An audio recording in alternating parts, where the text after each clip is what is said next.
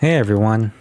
So I wanted to do a bit of a showcase of some a tool specifically I think is highly underrated, and there's not much mention of it online or even in YouTube. So I kind of wanted to just showcase this pretty well. So and that button is the walk mod button. And what it does basically, by the way, you can find this in your control panel or control settings on the character selection screen. When you're setting up your controls, and if you scroll all the way down, you'll find it there. And what it does is holding the button.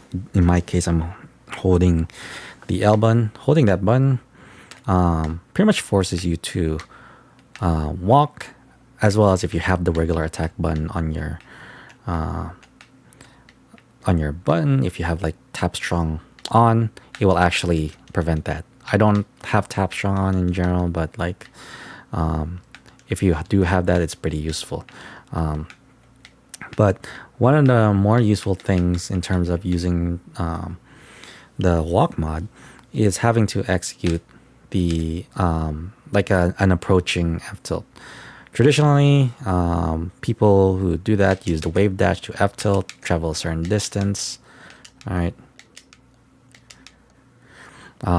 Some people have make use of the baby dash, but this does have a certain execution required. So you'll find yourself with certain inconsistencies if you're not like a pro. So with the walk mod button, you can actually do something like this. Right. Yeah.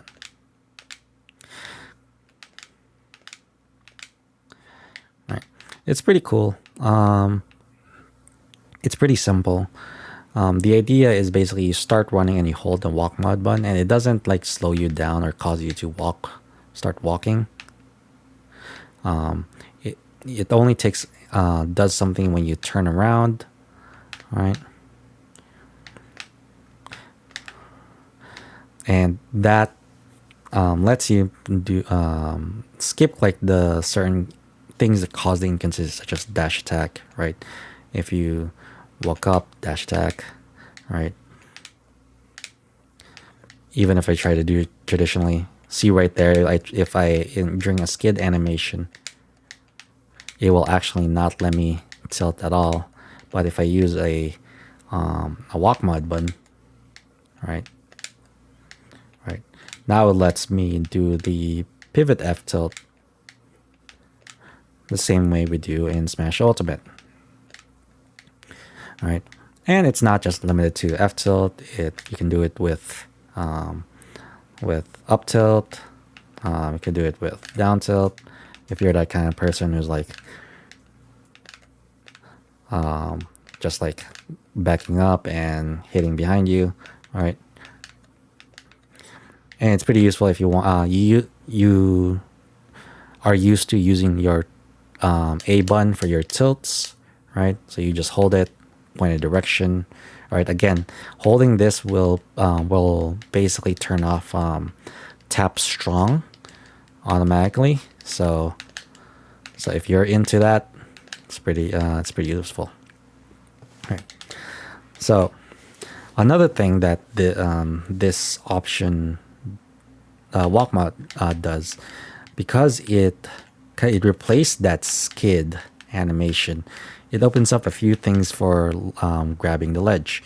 So if you run up the ledge and do that skid animation, the skid animation actually prevents you from dropping down. Right? It locks you onto the stage, so you can't drop down on it. This can still be useful because with that skid, you can jump cancel that skid and just wave dash onto the ledge. But my issue with that is because it requires you to go up a certain distance, like right around here, because again, you can't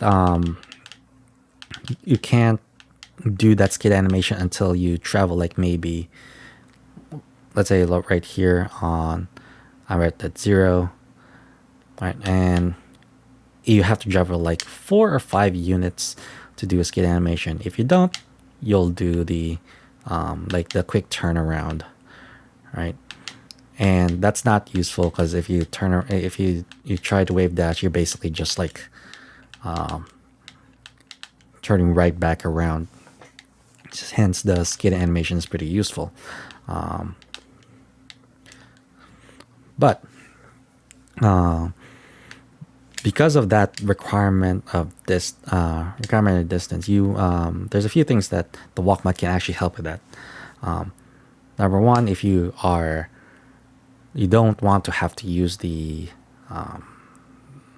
wave dash, just like put yourself about 1, 2, 3,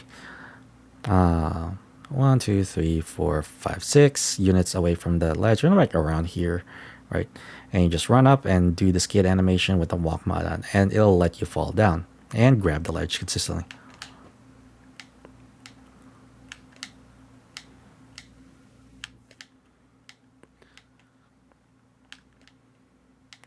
Right. So the more useful part about this button is that it lets you pretty much negate the requirements of having to be like in this distance to do the skid animation and then wave dash, right? Right. Because let's say you're from here and someone's about to approach you. I actually have this saved up, right? Traditionally, you would wait.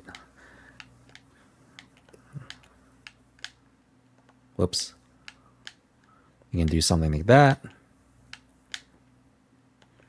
Or because I'm right around here, see how I have to run over here and just to execute on that. Or if I do the wave dash, yeah, there's a lot of execution, a lot of time you're wasting. With the pivot turnaround with the walk mod, you can just like wait.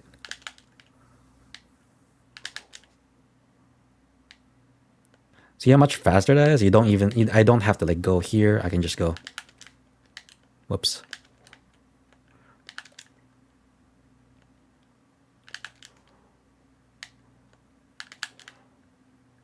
There's a bit of an execution on it.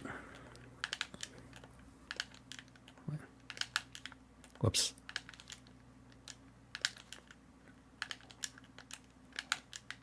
Whoops. Yeah. But you guys get the idea. It's like you're over here and you don't have to like walk around here just to do a ledge grab, right? You just go run up, turn around, and then wave dash.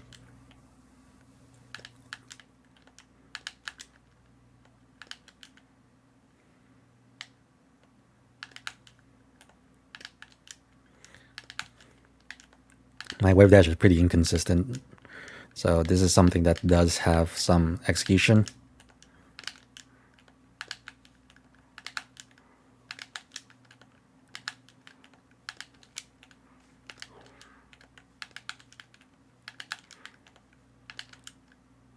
There you go.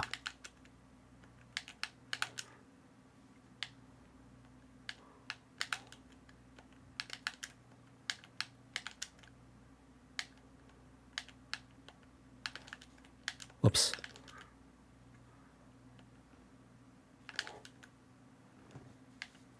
This is definitely something you have to practice.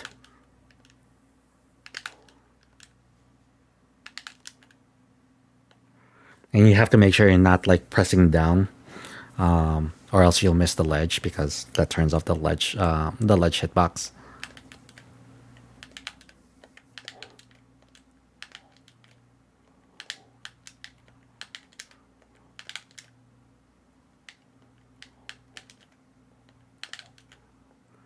But yeah.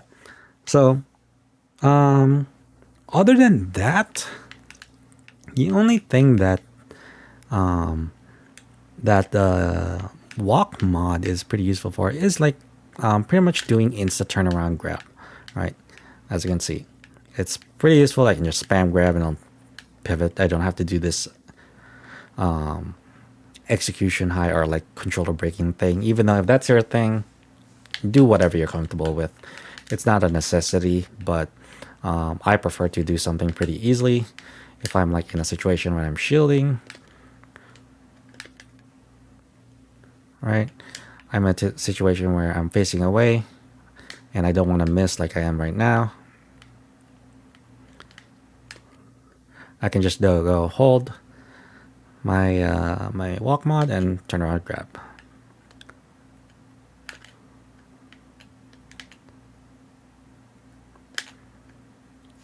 There you go. I have a bit of snapback, so it's actually forcing me to